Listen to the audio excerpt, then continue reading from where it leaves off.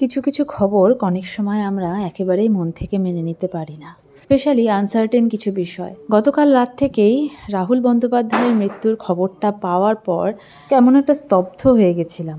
আর আজ সকালে তাকে নিয়েই নানান রকম পোস্টের মধ্যে একটা পোস্ট চোখে পড়ল, যেখানে রাহুল বন্দ্যোপাধ্যায় তার ছেলে সহজের জন্য একটা চিঠি লিখেছিল ফাদার্স ডেতে। পুরো চিঠিটার মধ্যেই সে সহজকে তার মায়ের স্যাক্রিফাইস, তার আত্মত্যাগের কথাই বোঝাতে চেয়ে গেছে।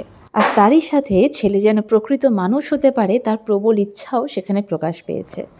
তবে শেষের একটা চিঠির লাইন, যেখানে রাহুল বলেছে সে সহজের একটা প্রশ্নের উত্তর কখনো ভুলতে পারবে না বা কখনো দিতে পারেনি, যে তাদের সেপারেশনের সময় তার ছেলে প্রশ্নটা করেছিল যে বাবা আমরা একসঙ্গে কেন থাকি না।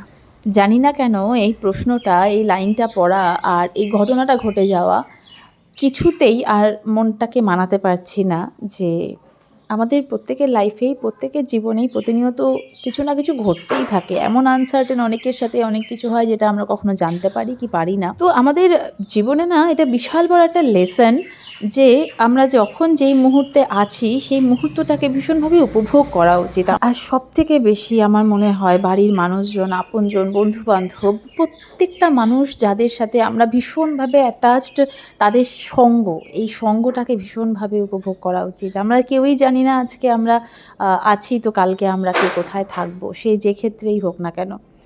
যাই হোক, মনটা ভীষণভাবে ভারাক্রান্ত হয়ে আছে গতকাল রাতে এই খবরটা শোনার পর থেকে।